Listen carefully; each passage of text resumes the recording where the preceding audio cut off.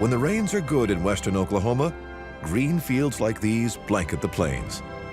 For the settlers who arrived here in the late 1800s, this region appeared to be the promised land, stretching to the horizon.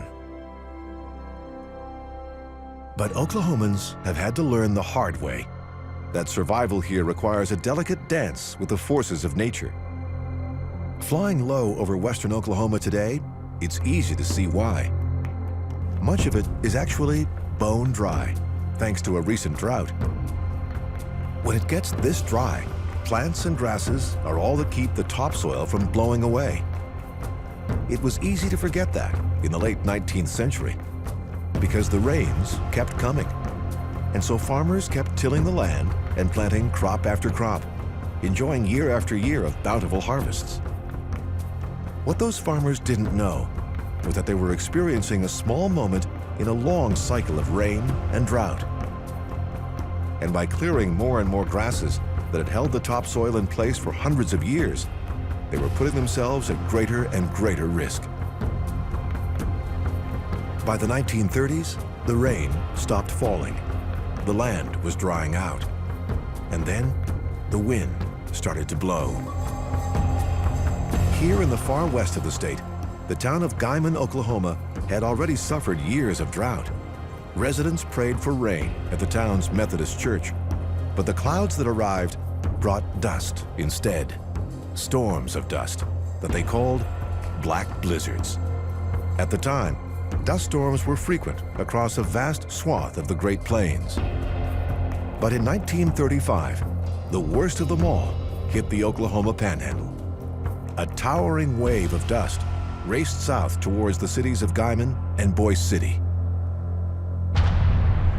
On Sunday, April 14th, just before the black cloud arrived, a reporter named Robert Geiger set out from Guymon for Boise City on this road.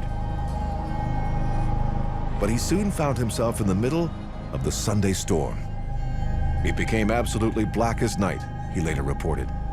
We slammed on the brakes and turned on the car lights. Exploring by touch, we found the car to be in a dust drift.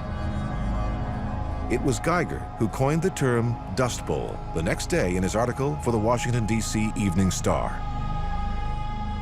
The storm raced toward the southwest, a storm the National Weather Service later described as a massive wall of blowing dust that resembled a land-based tsunami.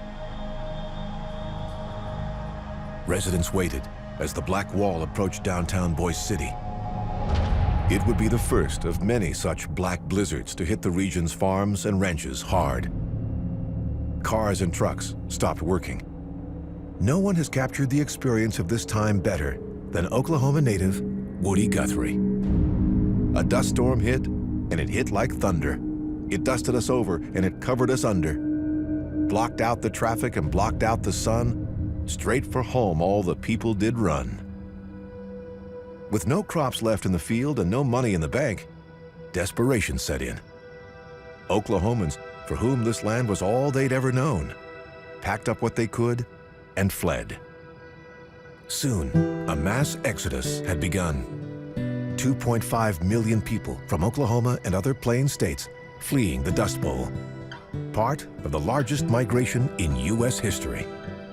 Overloaded cars, trucks, and even wagons streamed down Oklahoma's country roads as migrants made their way to the Mother Road, Route 66, to get out of the state and start their search for a new life.